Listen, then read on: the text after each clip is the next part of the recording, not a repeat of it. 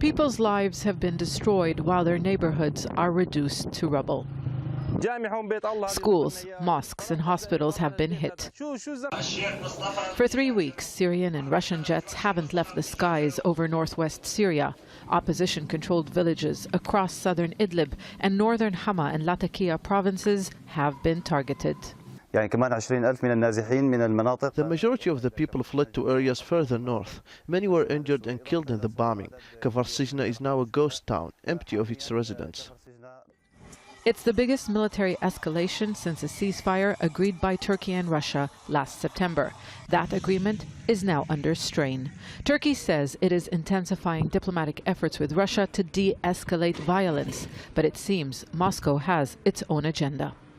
Russia presses Turkey to align itself to the policies of Russia, that's for sure, and it's normal. But what the reaction is important, because Turkey is in a situation that forefronts independency. NATO ally Turkey is in a difficult position. Going ahead with a deal to buy Russian-made S-400 missile system would worsen a troubled relationship with the United States, which is threatening sanctions. President Recep Tayyip Erdogan was also careful not to mention Russia's role in the violence in northwest Syria. He accused the Syrian government instead of seeking to sabotage Turkey's relations with Russia. The two countries don't just cooperate in Syria.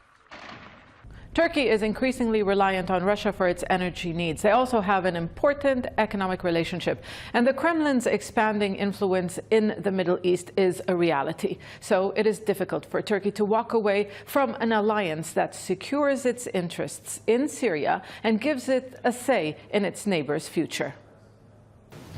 Idlib gives Turkey political leverage, but the offensive around the province is unlikely to break its alliance with Moscow.